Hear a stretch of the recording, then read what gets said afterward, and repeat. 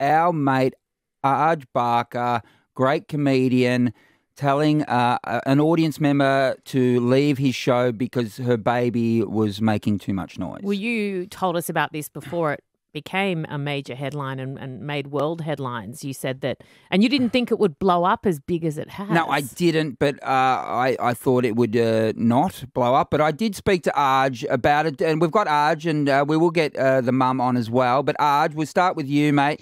When I rang you yesterday and you told me you're about to get cancelled, I was like, what's the story? And you told me the story, didn't you? Yeah, well, I mean, I was surprised how big this thing got. I mean, it's actually now the second biggest hush trial in the world. It's been intense, you know. I mean, I was sad when I watched the last episode of Curb Your Enthusiasm, but I didn't know I'd be living it, you know, in less than a week. It's been something else. I'm really happy to set the record straight on a couple things. Real quickly, the breastfeeding thing was a non-issue. It should be inadmissible. I cannot see the audience that well from the stage to know what she was or wasn't. Yeah, that was never anything to do with anything. When you know, for folks that don't know, if you're looking into an audience from a lit stage, it's like looking into a dark room while someone shines a flashlight in your face. Yeah. You can't see a lot. You can make out shapes, and I was able to discern probably a woman holding a baby. That's it. It was purely about an audio disruption of my show that was going to be untenable for another 50 minutes because I'm in a quiet theater setting. This is not about my train of thought, as has been suggested. That's also disinformation. I can focus fine. Hughesy, you know, we both done Adelaide. Yeah, it can be noisy. There's no doubt. That's like the Olympics of focus, okay? Because you're in a tent and you've got people outside cracking whips and you've got, like carnival rides right next to you, people screaming. So, yeah. And you have decades of training to focus through all kinds of things. This is about the audience being able to have an immersive experience and watch a show and not be distracted. And for me, I don't like seeing my jokes get robbed of their attention and getting much less response. Now, on that topic, Arj, and the woman, disruption. The woman in question, I told you that there was a baby in my audience earlier in the festival, but I didn't realise it was the same baby. So are you aware that that baby also went to my show as well? Well, only because you mentioned it was a possibility the other day while you were telling me that you were also jealous of all the media attention I was getting. There's no doubt I'm jealous of all the media attention you're getting. But I had the same baby in the audience. She has said that she was at my show as well. And I remember during that show, I reckon I said to her, chuck the baby on your boob. Actually, as in to help quieten the child. Get your boob out. Oh, okay. Well, that's okay. Sure. Well, that's. Can I ask you a question, Arj? Can I ask one quick question here? Because she said.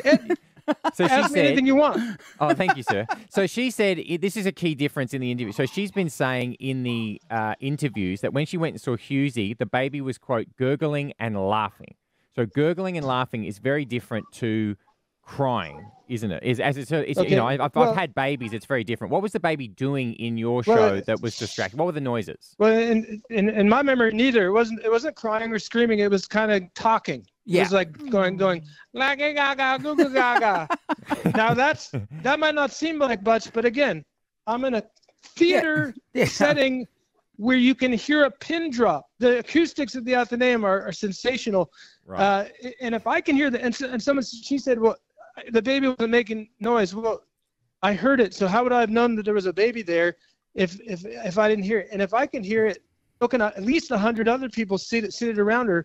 Right. There's no question that it doesn't take much. If somebody was talking at normal conversation level, you would hear it. You'd say, can you not talk? What are you doing? Don't talk. We're doing a show. Yeah. It's the same thing. Right, this isn't about babies in theaters.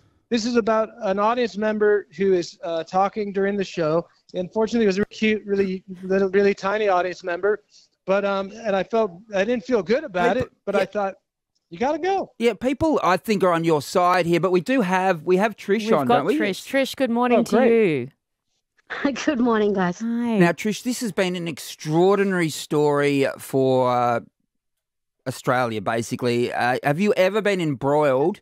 You're on TV right now. You guys, both you and Arj, have been on TV all last night and all Literally today. all It's been morning. crazy. The how lead this Yeah, has Arj happened. has got a story. bit more experience than me at that, so he's running an advantage. Now, Definitely. Trish, is this your first controversy, like media controversy in your life? Yes, definitely. All right. And hopefully the last, to be honest. Trish, we've got Arj here on the line. Did you guys have anything you wanted to say to each other? Did you have anything you wanted to say to Can I Arj or say- Arj back I'd to love Trish? you guys to make peace Yeah. here, and I Yeah, think Arj would absolutely. love that as well. So, Trish, can you and Arj just have a chat here for a second? Okay. Hi, Trish. Hi, Arj. I'm sorry that you were disrupted by my baby, but I Yeah, do and- feel that you could have been a bit nicer about how you went about it, and Okay. maybe told some of your audience members that it's not okay to yell abuse at people as they're leaving your show. Okay. Because I really feel that it speaks to, how women are treated in general. And, I know people will think I'm a hysterical woman because some people will always think that no matter what. But had you just made it clear, it is hard to tell when you're not joking, Arj. You're a comedian. And I would have been Absolutely. more than happy to leave. Was not there to interrupt the show. I was there to enjoy it, as I've enjoyed many of your shows in the past, pre-children. So yeah, it was just a bit, not just a bit. It was extremely disappointing how you handled it and how you let it just get out of hand. And you offered me a refund of $25, but I'd rather. You give me leave with my dignity, basically. So, Arj, what would Well- you say back to that? Do you look at it differently now? Well, tickets are $42 for one thing. I got them on sale, luckily. Okay. We're not talking about But Arj, what would you say to Trish's kind of take on what happened? Okay. Thank you. Thank you. I know how a conversation works. I would say, well, Trish, thank you. I really tried to listen to that. And I think your daughter wants to say a couple words too. Yeah, that's the 4-year-old. I wouldn't bring her to your show, don't worry. I wouldn't want bring you her to to know anywhere, that- actually. I want you to know that in a million years, and I would never condone anyone hurling abuse at you. At the time that happened, we're in a position it's easy to think something's about you, and we're all in that experience. I think the word is sonder. It's an interesting word. It means that everyone's in their own film. Everyone's doing their own. They are. Everyone's Yeah. in the start of their own film. They are. And at the time this chaos was ensuing, I thought those people were yelling at me like, "Rack off! How dare you kick her out?" Because Really? I was also copying it from a few people towards the front. The women sitting in front of you were telling me off, and it was sort of that thing where I really didn't know that was going on, or that you felt that they were yelling at you. And also I didn't sense that it was sustained. It was sort of people yelled, they yelled, and then it was done. Now, whether or not you experienced that differently, I just want you to know that it was a very hectic couple minutes for me too. Okay. And Yeah, I my understand concern at that point, you're up on stage. I understand that. You've got 35 years of experience at this, Arj. I don't have any. absolutely. And my And- concern was that I felt really bad about it, and I was trying to convey that to you, that it was personal, and that I know the refund doesn't account for a lot, but I also want to not just offer you the refund. I want to offer your beautiful daughter a ticket to my show, post-dated 2039, Yeah. if that's okay. Because I don't. People say, Arj, would you do anything differently? Yeah. I wouldn't have gone Well, to work I hope that so, night. Arj, because that's the point I'm trying to. Not I would've- that. I would've But I caught me hope with that you would have COVID. handled it a bit Now, differently. Trish, I'm going to bring myself in here, Trish, because you have been Tell me. saying publicly that you saw my show and I handled it differently. You've said that, haven't you? I did say that, Hughesy, and I really enjoyed your show, by Yeah, the way, not look- just because you were nice to me.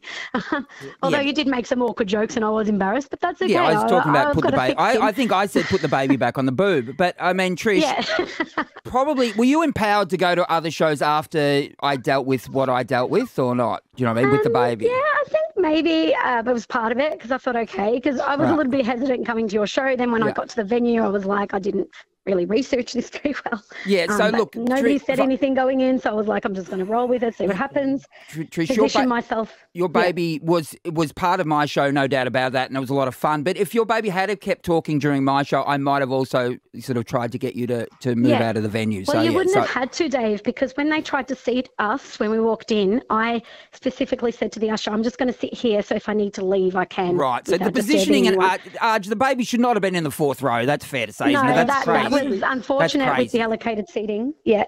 And if I knew I had a choice to sit elsewhere, I would have definitely taken them up on it. Yeah, babies near the exit. Babies near the exit's one thing about going to any show. The exit, but I was near the end of the aisle, but I wasn't. So I thought I can walk out still, but I was too far forward, obviously. Guys, just one more point. Alan Marnie was there. She's a comedian. She witnessed it. She spoke about what she saw, and she's being personally attacked for it. That's my baby crying now. Personally attacked for it. And nobody's sort of saying, hey, this is actually the problem. This is highlighting the problem. Right, yeah. The internet is crazy, by the way. It is crazy. It's absolutely insane. But I'd also say, like, we've had Arj on twice now on this show, and he shut me down on both occasions. So maybe sometimes the way that he speaks to people doesn't always come across that well. I'd say that. Oh, okay. Well, have a good day, everyone. Take care. I've had an experience that you've talked over me so...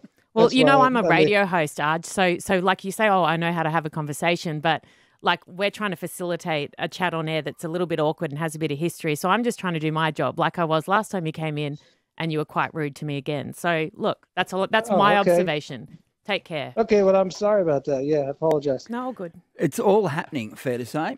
And everyone's I'm happy to cop it once, but that second time was actually rude. Yep, absolutely. Thank you, Trish. Thank you, Arj. Today FM.